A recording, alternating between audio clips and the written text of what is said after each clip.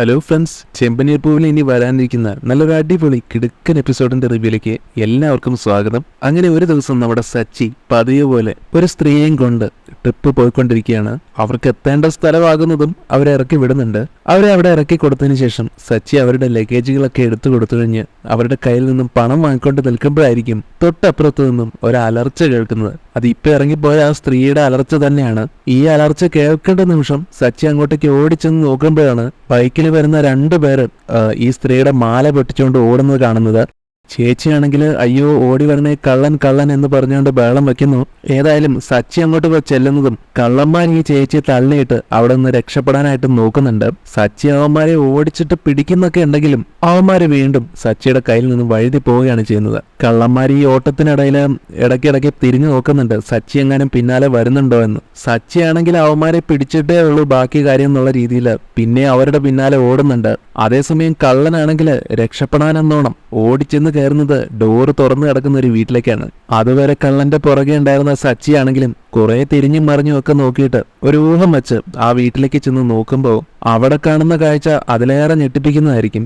എന്താണെന്ന് വെച്ചാൽ ആ കള്ളൻ ഓടിച്ചെല്ലുന്ന സമയത്ത് ഒരു പ്രായമായിട്ടുള്ള ഒരു സ്ത്രീ മാത്രമേ വീട്ടിലുണ്ടായിരിക്കുള്ളൂ. ആ സ്ത്രീ ആണെങ്കിൽ ഒരുപാട് ആഭരണങ്ങളൊക്കെ അണിഞ്ഞുകൊണ്ടായിരിക്കും ഇരുന്നിട്ടുണ്ടാവുക.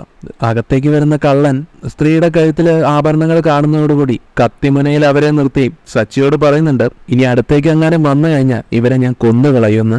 ഇയാളുടെ ഈ ഭീഷണി കേൾക്കുന്ന സമയം സച്ചിയാണെങ്കിൽ ഒരു നിമിഷം എന്ത് ചെയ്യണമെന്നറിയാതെ ആകെ സ്റ്റക്കായി നിൽക്കുന്നുണ്ട്. ശേഷം അവരെ ഉപദ്രവിക്കരുതെന്നും ഞാൻ പോയിക്കോളാമെന്നും എല്ലാം പറഞ്ഞ് പുറകിലേക്ക് വരുമ്പോഴാണ് അവിടെ ഒരു ഫ്ലവർ വാസ് ഇരിക്കുന്നത് കാണുന്നത്. സച്ചി ഒട്ടും സമയം കളയാതെ ആ ഫ്ലവർ വാസ് കൈക്കലാക്കിയിട്ട് കള്ളന്റെ നേർക്ക് അങ്ങോട്ടേക്ക് എറിയുകയാണ്. കൃത്യം അയാളുടെ തലക്കിട്ട് തന്നെ കൊള്ളുന്നുണ്ട്. അയാളാണെങ്കിൽ തലയ്ക്ക് അടി കിട്ടിയ ഷോക്കില് പെട്ടെന്ന് തന്നെ താഴെ വീഴും. മാത്രമല്ല അയാളുടെ കയ്യിലുണ്ടായിരുന്ന കത്തിയും താഴേക്ക് തെറിച്ചു വീഴുന്നുണ്ട്. സച്ചിയാണെങ്കിൽ പിന്നെ ഒട്ടും സമയം കളയാതെ അയാളെ പിടികൂടിയിട്ട് 4 വെച്ച് കൊടുക്കുന്നുണ്ട്. പിന്നീട് അയാളെ പിടിച്ചൊരു കസേരയിലൊക്കെ കെട്ടിയിടും. അതിനുശേഷം പോലീസ് സ്റ്റേഷനിലേക്ക് വിളിച്ചിട്ട് ആ കള്ളനെ പോലീസുകാർക്ക് കൈമാറുന്നുണ്ട് കേട്ടോ സച്ചി. തന്റെ ജീവൻ രക്ഷിച്ച സച്ചിയോട് തീർത്താൽ തീരാത്ത നന്ദിയാണ് ആ സ്ത്രീക്ക് തോന്നുന്നത്. മോനെ ദൈവമായിട്ടാണ് ഇങ്ങോട്ട് അയച്ചതെന്നും മോനില്ലായിരുന്നെങ്കിൽ എന്റെ ജീവൻ പോലും കാണില്ലായിരുന്നു, ഒരുപാട് നന്ദി എന്നെല്ലാം പറഞ്ഞുകൊണ്ട് ഒത്തിരി നന്ദി വാക്കുകളൊക്കെ ആ സ്ത്രീ സച്ചിയോട് പറയും. സച്ചിയാണെങ്കിൽ അവരോട് തിരിച്ചു പറയും, ഏയ് നന്ദി പറയേണ്ട ആവശ്യമൊന്നുമില്ല, ഞാൻ പെട്ടെന്ന് ഒരു അലർച്ച കേട്ടപ്പോ ആ കള്ളന്റെ പിന്നാലെ ഓടി കയറി വന്നതാ. അതിപ്പോ ഞാനല്ലെങ്കിൽ മറ്റാരാണെങ്കിലും നിങ്ങളെ രക്ഷപ്പെടുത്തിയെന്നെ, അതിനിപ്പോ നന്ദി പറയേണ്ട ആവശ്യമൊന്നുമില്ല എന്നൊക്കെ പറഞ്ഞ് സച്ചി അവിടെ നിന്നും പോകുന്നുണ്ട്. എന്നാൽ സച്ചി പേഴുന്നതിന് മുമ്പ് തന്നെ ആ സ്ത്രീ ആണെങ്കിൽ മോൻ ഏത് വീട്ടിലെയാണ്, എവിടെയുള്ളതാ എന്നൊക്കെ ചോദിച്ച് മനസ്സിലാക്കിയിട്ടുണ്ടാവും. അങ്ങനെ ആ വീട്ടിൽ നിന്നും പോകാൻ തുടങ്ങുന്ന സച്ചിക്ക് പിന്നെ ഒരു ടെൻഷൻ പോലെ വന്നിട്ട് ആ സ്ത്രീയോടായിട്ട് വീണ്ടും ചെന്ന് ചോദിക്കുകയാണ്, അല്ല ഈ വലിയ വീട്ടില് നിങ്ങൾ ഒറ്റയ്ക്കാണോ താമസം? അപ്പൊ അവര് പറയും, അല്ല മോനെ, ഞാനും എന്റെ ഭർത്താവും കൂടെയാണ് ഇവിടെ താമസിക്കുന്നത്. എന്റെ ഭർത്താവും ഇപ്പൊ ദൂരെ ഒരു ആവശ്യത്തിന് വേണ്ടി പോയിരിക്കുക, അപ്പോ ഞാൻ മാത്രമേ ഇവിടെ ഉള്ളൂ. അത് കേൾക്കുന്ന സച്ചി, അയ്യോ ഇത്രയും വലിയ വീട്ടില് തനിയെ താമസിക്കാനോ? അപ്പോ ചേച്ചിയുടെ മക്കളൊക്കെ എവിടെ എന്ന് ചോദിക്കുമ്പോഴേക്കും അവര് പറയുന്നുണ്ട്, അത് പിന്നെ മോനെ, ഞങ്ങൾക്ക് മക്കളായിട്ട് ആരുമില്ല, ഞാനും എന്റെ ഭർത്താവും മാത്രമേ ഉള്ളൂ, എനിക്ക് അദ്ദേഹവും അദ്ദേഹത്തിന് ഞാനും മാത്രമേ ഉള്ളൂ. സച്ചി അവർക്ക് പറഞ്ഞു കൊടുക്കുന്നുണ്ട് ഡോറൊക്കെ എപ്പോഴും ലോക്കാക്കിയിട്ട് സേഫായിട്ട് വേണം ഇരിക്കാനെന്നും. അങ്ങനെ കുറെ ഉപദേശങ്ങളൊക്കെ കൊടുത്തിട്ടാണ് സച്ചി അവിടെ നിന്നും പോകുന്നത്. ഈ സ്ത്രീക്കാണെങ്കിൽ സച്ചി ഇതിനോടകം തന്നെ ഒരുപാട് ഇഷ്ടമായിട്ടുണ്ടാവും. അങ്ങനെ പിറ്റേ ദിവസം രാവിലെ തന്നെ ഈ സ്ത്രീ അവരുടെ ഹസ്ബൻഡിനെയും കൂട്ടി സച്ചിയെ അന്വേഷിച്ച് അവന്റെ വീട്ടിലേക്ക് പോവാണ്. കുറെ സാധനങ്ങളൊക്കെ ആയിട്ടായിരിക്കും കേട്ടോ അവര് ചെല്ലുന്നത്. ഒരു താലത്തിനകത്ത് കുറെ ഫ്രൂട്ട്സും പലഹാരങ്ങളും ഒക്കെ ആയിട്ടായിരിക്കും അവര് ചെല്ലുന്നത്. അപ്പോ അവരങ്ങനെ വരുന്നത് കാണുമ്പോൾ ചന്ദ്രമതി ആണെങ്കിൽ മുമ്പിൽ തന്നെ നിൽക്കുന്നുണ്ടാവും. ചന്ദ്രമതി അവരെ കണ്ടിട്ട് ഇങ്ങനെ പുറത്തേക്ക് വരുന്ന സമയത്ത് അവര് ചന്ദ്രമതിയോടായിട്ട് പറയുന്നുണ്ട്, ഞങ്ങൾ വന്നതേ നിങ്ങളുടെ മകനെ ഒന്ന് ആദരിക്കാൻ വേണ്ടിയിട്ടാ. മോന് വേണ്ടി ഞങ്ങൾ കുറച്ച് കാര്യങ്ങളൊക്കെ ചെയ്യാമെന്ന് തീരുമാനിച്ചിട്ടുണ്ട്. കാരണം അത്രയ്ക്കും നല്ലൊരു മോനാണത്. ചന്ദ്രമതിക്കാണെങ്കിലും ഇതൊക്കെ കേട്ടിട്ട് സന്തോഷമാവുന്നുണ്ട്. അതെന്തുകൊണ്ടാണെന്ന് വെച്ചാൽ ചന്ദ്രമതി വിചാരിക്കുന്നത് ഇവര് പറയുന്നത് സുധിയെ പറ്റി ആയിരിക്കും എന്ന് ഓർത്തിട്ടാ. ശേഷം ചന്ദ്രമതി അവര് കൊണ്ടുവന്ന ആ പാലത്തിലേക്കൊക്കെ ഇങ്ങനെ സൂക്ഷിച്ചു നോക്കുമ്പോൾ അതിൽ കുറെ വിലപിടിപ്പുള്ള സാധനങ്ങളൊക്കെ കാണുന്നതും ചന്ദ്രമതിയുടെ കണ്ണാകെ മഞ്ഞളിച്ചു പോകുന്നുണ്ട്. അങ്ങനെ അവരെ സന്തോഷത്തോടെ അകത്തേക്ക് കയറ്റിയിരുത്തുന്നത് ചന്ദ്രമതി പിന്നീട് സുധിയെ വേഗം വിളിക്കുകയാണ്. സുധി, ഇതാരാ വന്നിരിക്കുന്നതെന്ന് നോക്കി, നിനക്ക് ഒരുപാട് സമ്മാനങ്ങളൊക്കെ ആയിട്ട് ദേ 2 പേര് വന്നിരിക്കുന്നു എന്നും പറഞ്ഞ് സുധിയെ ചന്ദ്രമതി ഇങ്ങനെ വിളിക്കുമ്പോൾ, എനിക്ക് സമ്മാനങ്ങളുമായിട്ട് ഇവിടെ ആൾക്കാർ വരാനോ? അമ്മ ഇത് എന്തൊക്കെയാ പറയുന്നത് എന്നും ചോദിച്ചുകൊണ്ട് വന്ന് നോക്കുമ്പോൾ അവരെ കാണുന്ന സുധിയാണെങ്കിൽ അവരെ കണ്ടിട്ട് മനസ്സിലാവാത്ത പോലെ ഇങ്ങനെ നോക്കി നിൽക്കുകയാണ്. സുധിയെ കണ്ടിട്ട് വന്നിരിക്കുന്ന ഈ സ്ത്രീയുടെ ഭർത്താവാണെങ്കിലും തന്റെ ഭാര്യയോട് ചോദിക്കുന്നുണ്ട്, ഇതാണോ നീ പറയുന്ന ആളെന്ന്. കാരണം അവര് മാത്രമല്ലേ സച്ചിയെ കണ്ടിട്ടുള്ളൂ, അതുകൊണ്ട്. അപ്പോൾ ആ സ്ത്രീ പറയും, ചേച്ചി ഞങ്ങൾ ഇവനെയല്ല കാണാൻ വന്നത്, ഈ മോനെ അല്ല കേട്ടോ ഞങ്ങൾ ഉദ്ദേശിച്ചത്. ചന്ദ്രമതി ആണെങ്കിലും അത് കേൾക്കുമ്പോ ഇവനല്ലേ, അപ്പൊ പിന്നെ നിങ്ങൾ വേറെ ആരെയും ഉദ്ദേശിച്ചത്? ഓ ചിലപ്പോ എന്റെ മറ്റേ മകനെ ആയിരിക്കും അല്ലേ. അങ്ങനെയും വിചാരിച്ച് നിൽക്കുന്ന സമയത്താണ് ശ്രീകാന്തും വർഷയും കൂടെ അങ്ങോട്ട് വരുന്നത്. ഇവിടുത്തെ ഈ സംസാരവും കാര്യങ്ങളൊക്കെ കേട്ടിട്ട് രവീന്ദ്രൻ അങ്ങോട്ട് വരുന്നു. തുടർന്ന് രവീന്ദ്രൻ ചോദിക്കുന്നുണ്ട് ഇവരൊക്കെ ആരാണെന്ന് ചന്ദ്രയോട്. ചന്ദ്രമതി പറയും, അത് പിന്നെ രവിയേട്ട, ഇവരുണ്ടല്ലോ, ഇവര് നമ്മുടെ മോനെ അന്വേഷിച്ച് വന്നതാ. നമ്മുടെ മോനെ എന്തൊക്കെയോ സമ്മാനങ്ങളൊക്കെ കൊടുക്കാനുണ്ടെന്ന് പറഞ്ഞു. നമ്മുടെ മോന് വേണ്ടി എന്തോ ഒരു നല്ല കാര്യം ചെയ്യാനുമാണ് ഇവരിപ്പോ ഇവിടേക്ക് വന്നിരിക്കുന്നവരാണെങ്കിലും എഴുന്നേറ്റ് നിന്നിട്ട് രവീന്ദ്രനോട് നമസ്കാരമൊക്കെ പറയുന്നുണ്ട്. ശേഷം രവീന്ദ്രൻ അവരോട് ഇരിക്കാൻ പറഞ്ഞിട്ട് അവരോടായിട്ട് ചോദിക്കുന്നുണ്ട്, നിങ്ങൾക്ക് ആരെയാണ് യഥാർത്ഥത്തിൽ കാണേണ്ടതെന്ന്. നിങ്ങളുടെ മോനുണ്ടല്ലോ, അവനൊരു പുണ്യമാണ്, അവന് വേണ്ടി ഞങ്ങൾക്ക് കുറച്ച് മര്യാദകളൊക്കെ ചെയ്യാനുണ്ട്.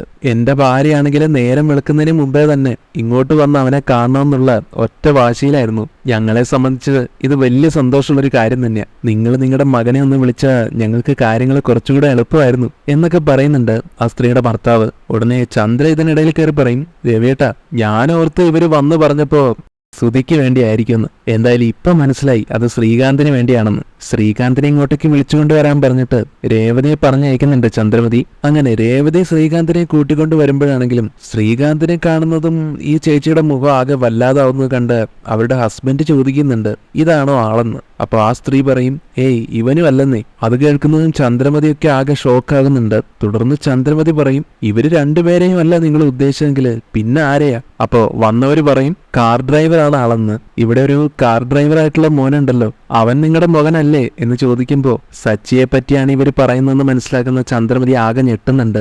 ഒന്നും പറയാൻ പറ്റാത്ത ഒരവസ്ഥയിൽ അങ്ങനെ നിന്നു പോവുകയാണ് ചന്ദ്ര. അപ്പോഴേക്കും രവീന്ദ്രൻ ചോദിക്കുന്നുണ്ട്, എന്താ ചന്ദ്രേ, നിന്റെ മക്കളെ ഇവർ അന്വേഷിച്ചു വന്ന സമയത്ത് നീ എന്താ അവന്റെ കാര്യം മാത്രം ഓർക്കാതിരുന്നത്?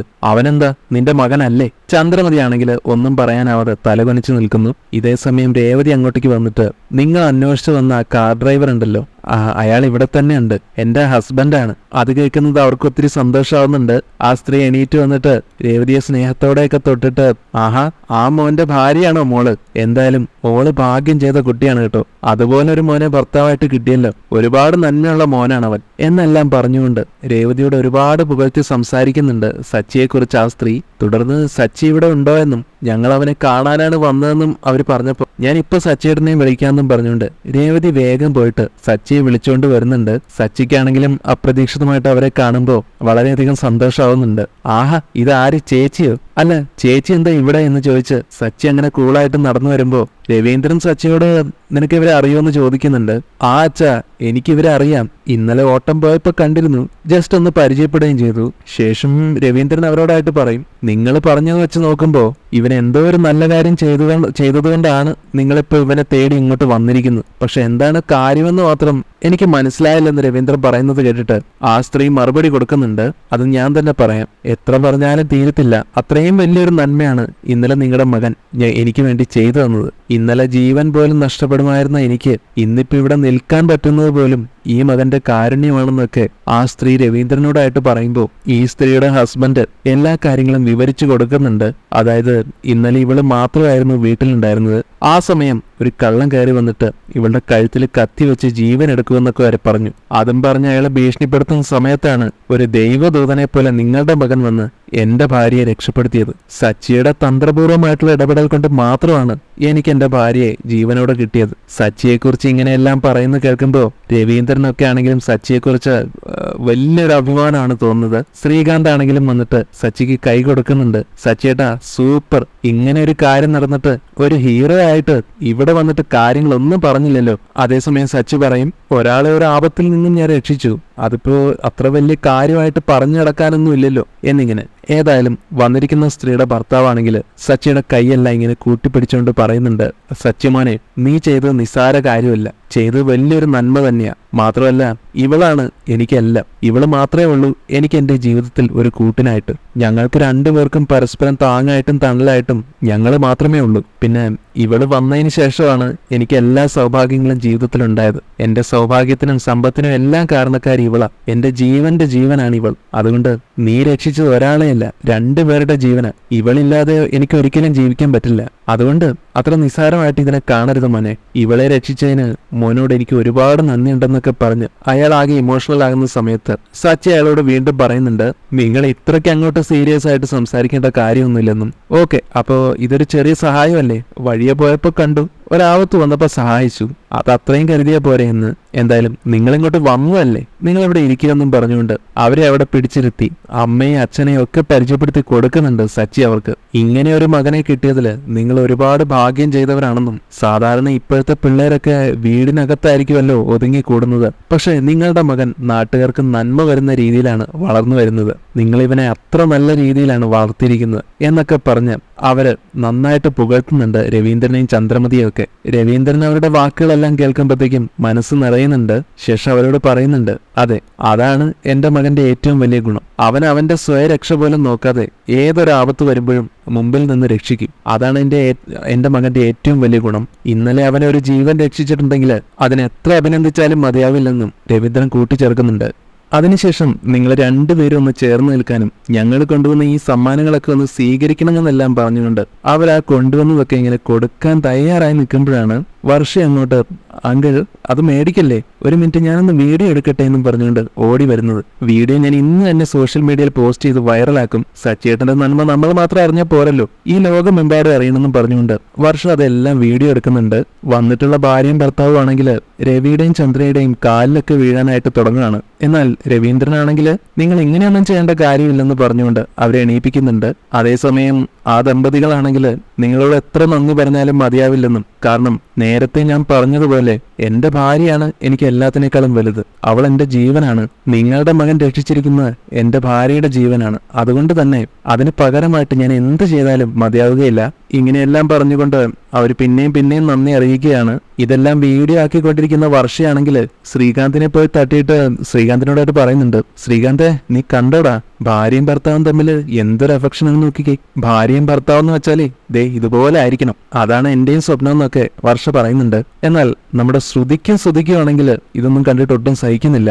ശ്രുതിയുടെ മുഖമൊക്കെ തേനീച്ച കുത്തിയതുപോലെ വീർത്ത് കെട്ടിയിരിക്കുകയായിരിക്കും. ശ്രുതിയാണെങ്കിലും ഇതൊക്കെ ഇപ്പൊ വലിയ സംഭവമാക്കാനുണ്ടോ എന്നുള്ള രീതിയിൽ അങ്ങനെ നോക്കി നിൽക്കുകയാണ്. അപ്പോഴേക്കും ആ വന്നിരിക്കുന്ന സ്ത്രീയാണെങ്കിൽ നമ്മുടെ ചന്ദ്രമതിയുടെ വയറൊക്കെ തൊട്ടിട്ട് വന്ദിക്കുന്നുണ്ട്. ചന്ദ്രയ്ക്ക് അത് കാണുമ്പോൾ ആകെ അത്ഭുതമാവുന്നുണ്ട്.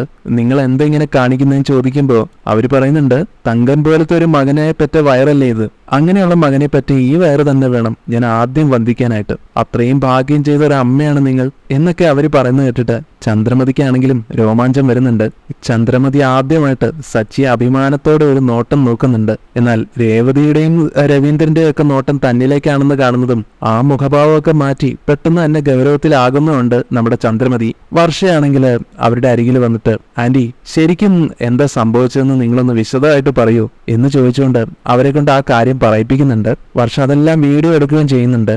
രേവതി പറയുന്നുണ്ട്, എന്തിനാ ആ കാര്യങ്ങളൊക്കെ വീണ്ടും വീണ്ടും പറയിക്കുന്നത്, ഇതിനൊക്കെ ഇത്ര വലിയ പബ്ലിസിറ്റി കൊടുക്കണോ? ആ സ്ത്രീ പറയുന്നുണ്ട്, അല്ല മോളെ, അതങ്ങനെയല്ല, ഒരു തവണ എന്നല്ല 100 തവണ ഇക്കാര്യം പറയാനും ഞങ്ങൾക്ക് ഒരു മടിയുമില്ല. അത്രയും നല്ല കാര്യമാണ് മോളുടെ ഭർത്താവ് ഇന്നലെ എനിക്ക് വേണ്ടി ചെയ്തത്. എന്റെ ജീവൻ രക്ഷിച്ചത് ഈ മോനാണ്. ഈ മോനില്ലായിരുന്നെങ്കിൽ ഞാൻ ഇന്ന് എന്റെ ഭർത്താവിന്റെ ഒപ്പം സന്തോഷത്തോടെ നിൽക്കില്ലായിരുന്നു. ഇപ്പൊ ഞങ്ങളെ കൊണ്ട് പറ്റുന്ന ചെറിയൊരു കാര്യം നിങ്ങൾക്ക് വേണ്ടി ചെയ്യാമെന്ന് കരുതിയിട്ടാണ് ഇങ്ങോട്ടേക്ക് വന്നത്. നിങ്ങൾക്ക് എന്തൊക്കെ ചെയ്തു തന്നാലും അതെന്റെ ജീവനോളം പകരമാവില്ല. എങ്കിലും നിങ്ങൾ ആവശ്യപ്പെട്ടു കഴിഞ്ഞാൽ ഞങ്ങൾ എന്ത് വേണമെങ്കിലും നിങ്ങൾക്ക് വേണ്ടി ചെയ്യാൻ തയ്യാറാണെന്നൊക്കെ ആ സ്ത്രീ പറയുന്നുണ്ട്. ഈ മോന് വേണ്ടിയിട്ട് ഞങ്ങൾ കുറെ ഡ്രസ്സുകളും ഒരു സ്വർണ്ണ ചെയിനും ഒക്കെ ഇപ്പൊ കൊണ്ടുവന്നിട്ടുണ്ട്. അത് കേൾക്കുമ്പോഴേക്കും ചന്ദ്രമതിയുടെ കണ്ണുകളൊക്കെ ഇങ്ങനെ തള്ളി പോകുന്നുണ്ട് കേട്ടോ. സ്വർണ്ണ ചെയിൻ എന്നുള്ള രീതിയിൽ അത്ഭുതപ്പെട്ടുകൊണ്ട് ആ തട്ടത്തിലേക്ക് തന്നെ നോക്കുകയാണ് ചന്ദ്രമതി. തട്ടത്തിലേക്ക് നോക്കുമ്പോഴായിരിക്കും ആ ഒരു സ്വർണ്ണ ചെയിൻ വെട്ടിത്തിളങ്ങിക്കൊണ്ട് അങ്ങനെ ഇരിക്കുന്നത് ചന്ദ്രമതി കാണുന്നത്. നല്ല കട്ടിയുള്ള ഒരു സ്വർണ്ണമാല തന്നെ ആയിരിക്കും കേട്ടോ അത് കാണുന്നതും ശ്രുതിയുടെയും മുഖമൊക്കെ വല്ലാതാവുന്നുണ്ട്. ശ്രുതിയൊക്കെ ഇങ്ങനെ എത്തി നോക്കുന്നുണ്ട് അതിലേക്ക്. എന്നാൽ വർഷയ്ക്കും ശ്രീകാന്തിനും ഒരുപാട് സന്തോഷമാണ് ഉണ്ടാകുന്നത്. സച്ചേട്ടന് ഇത്രയും വില പിടിച്ച ഒരു ഗിഫ്റ്റ് ഒക്കെ കിട്ടുന്നത് ഓർത്ത് അവർക്കും സന്തോഷമാവുന്നുണ്ട്. എന്നാൽ ഇതേ സമയം സച്ചി അത് കണ്ടിട്ട് പറയുന്നുണ്ട്, എനിക്ക് ഇതിന്റെ ഒന്നും ആവശ്യമില്ല സാറേ എന്നും, ഇതൊന്നും എനിക്ക് വേണ്ടെന്നും. ഇതൊന്നും ആഗ്രഹിച്ചുകൊണ്ടല്ല ഞാൻ ഈ ചേച്ചിയുടെ ജീവൻ രക്ഷിച്ചത്. ചേച്ചിയുടെ ജീവൻ രക്ഷിക്കുക എന്നുള്ളത് മാത്രമായിരുന്നു എന്റെ ഉദ്ദേശം, അത്രയും ഉണ്ടായിരുന്നുള്ളൂ. അതുകൊണ്ട് ഇതിന്റെ ഒന്നും ആവശ്യമില്ല, മറ്റാരാണെങ്കിലും ചെയ്യുന്ന ഒരു കാര്യം തന്നെയേ ഞാനും ചെയ്തിട്ടുള്ളൂ എന്നൊക്കെ എളിമയോടെ പറയുന്നുണ്ട് സച്ചി. അന്നേരം അവര് പറയാണ്, അങ്ങനെ പറയരുത് മോനെ, നീ ഇത് വേണ്ടെന്ന് പറയരുത്, അത് ഞങ്ങൾക്ക് സങ്കടാവും. നിന്റെ ഒരു സഹോദരനാണ് ഇത് തരുന്നതെങ്കിൽ നീ ഇത് നിരസിക്കുമായിരുന്നോ? ഇല്ലല്ലോ, അതുകൊണ്ട് ഞങ്ങൾ തന്നത് നീ സ്വീകരിച്ചേ മതിയാവൂ എന്നെല്ലാം പറഞ്ഞുകൊണ്ട് അവരങ്ങനെ സച്ചിയെ നിർബന്ധിക്കുകയാണ് അത് വാങ്ങാൻ വേണ്ടിയിട്ട്. സച്ചിക്ക് പിന്നെ മറുത്തൊന്നും പറയാൻ വയ്യാതാവും. അങ്ങനെ സച്ചി അവരുടെ കയ്യിൽ നിന്നും അത് സ്വീകരിക്കുന്നുണ്ട്. നമ്മുടെ സച്ചിയും രേവതിയും ചേർത്ത് നിർത്തിക്കൊണ്ടാണ് കേട്ടോ അവരത് കൊടുക്കുന്നതും. രേവതിക്ക് ഒരുപാട് സന്തോഷമാവുന്നുണ്ട്. ആ സമയം രവീന്ദ്രൻ പറയുന്നുണ്ട്, ദേ സഹായം കിട്ടിയവർ വീട് തേടി വന്ന് നന്ദി പറഞ്ഞിരിക്കുകയാണ്. ഇതിലും വലുത് ഇനി വേറെ എന്താ ഉള്ളത്? ആ ദമ്പതികളാണെങ്കിൽ അവർ കൊണ്ടുവന്ന ആ ഗിഫ്റ്റ് എല്ലാം സച്ചിക്കും രേവതിക്കും കൂടെ കൊടുത്തിട്ട് പിന്നീട് അവരുടെ ഒരു കാർഡും സച്ചിക്കായിട്ട് കൊടുക്കുന്നുണ്ട്. എന്താവശ്യം ഉണ്ടെങ്കിലും മോൻ ഞങ്ങളുമായിട്ട് ബന്ധപ്പെടാൻ മടിക്കരുത്. മോനിപ്പം ഞങ്ങളുടെ കുടുംബത്തിലെ ഒരു അംഗത്തെ പോലെ തന്നെയായിട്ടാണ് ഞങ്ങൾക്ക് തോന്നുന്നത്. അതുകൊണ്ട് എന്താവശ്യം ഉണ്ടെങ്കിലും മോൻ ഞങ്ങളെ വിളിക്കണമെന്നൊക്കെ പറഞ്ഞ് സന്തോഷത്തോടെ അവരവിടെ നിന്നും പോവുകയാണ്.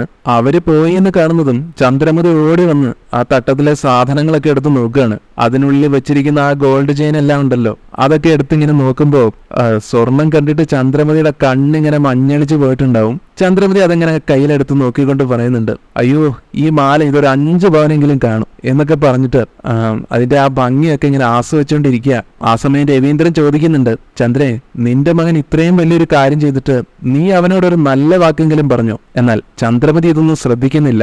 ആ സ്വർണത്തിന്റെ പകിട്ടില് കണ്ണഞ്ചി നിൽക്കുകയാണ് ചന്ദ്രമതി. അതേസമയം താൻ പറയുന്നൊന്നും ശ്രദ്ധിക്കുന്നില്ലെന്ന് മനസ്സിലാക്കുന്ന രവീന്ദ്രൻ ചന്ദ്രമതിയുടെ കയ്യിൽ നിന്ന് ആ മാല വാങ്ങുന്നുണ്ട്.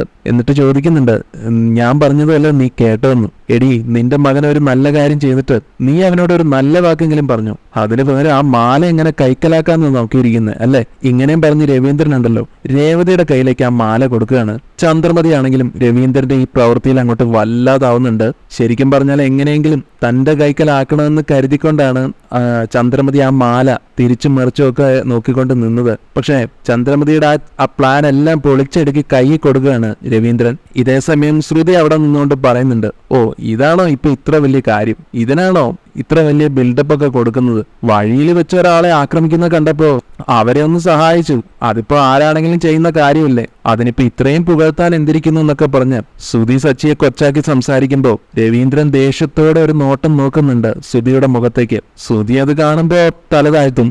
ശേഷം ശ്രീകാന്ത് പറയും, എന്തൊക്കെ പറഞ്ഞാലും സച്ചേട്ടൻ ചെയ്തത് ഒരു നിസ്സാര കാര്യമൊന്നുമല്ല. ഒരാളുടെ ജീവൻ രക്ഷിക്കുക എന്നൊക്കെ പറഞ്ഞാലേ അത് വലിയൊരു പുണ്യപ്രവൃത്തിയാ, മഹത്തരമായിട്ടുള്ളൊരു കാര്യം തന്നെയാണ്. വർഷയും അതേ അഭിപ്രായം തന്നെ മുന്നോട്ട് വയ്ക്കുന്നു. ഞാൻ ഇതിന്റെയൊക്കെ വീഡിയോ സോഷ്യൽ മീഡിയയിൽ പോസ്റ്റ് ചെയ്തിട്ടുണ്ടെന്നും ഇതെന്തായാലും വൈറലാകാൻ സാധ്യതയുണ്ടെന്നും വർഷ കണക്ക് കൂട്ടുന്നുണ്ട്. ഇന്നത്തെ താരം നമ്മുടെ സച്ചേട്ടനാണെന്ന് പറഞ്ഞുകൊണ്ട് അങ്ങനെ എല്ലാവരും കൂടിയിരുന്ന് സന്തോഷത്തോടെ നിൽക്കുന്നത് കാണിച്ചുകൊണ്ടാണ് ആ ഒരു എപ്പിസോഡ് അവസാനിക്കുന്നത്. അപ്പൊ ഇതുപോലുള്ള അടിപൊളി എപ്പിസോഡുകളാണ് ഇനി അങ്ങോട്ട് വരാനിരിക്കുന്നത്. വീഡിയോ ഇഷ്ടപ്പെട്ടെങ്കിൽ ലൈക്ക് ചെയ്യുക, അതുപോലെ ചാനലിലൂടെ ഒന്ന് മറക്കാതെ സബ്സ്ക്രൈബ് ചെയ്യുക. താങ്ക്